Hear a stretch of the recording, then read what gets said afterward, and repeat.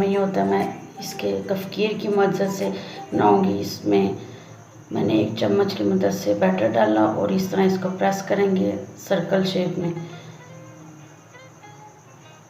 और ये इस तरह हम अपनी बूंदी तैयार कर लेंगे। देखें जी, बड़ी ज़बरदस्त किस्म की हमारी बूंदी तैयार हो रही है। हम इसी तरह अपनी सारी बूंदी बना लेंगे। इसको हम बूंदी भी कहते हैं, पकौड़ियाँ भी कहते हैं, फुल्कियाँ भी कहते हैं। देख सकते हैं जी, हमारी फुल्कियाँ तैयार हो गई हैं। ये ज़्यादा देर तक बड़े आराम से फ्रिज के बगैर भी हम स्टोर करके रख सकते हैं। पूरा महीना हम इजीली इस्तेमाल कर सकते हैं।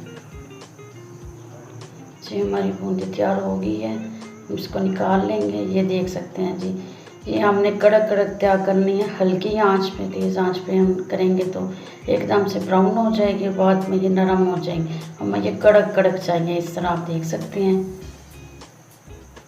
रेसिपी अच्छी लगे तो शेयर ज़रूर करें, लाइक ज़रूर करें।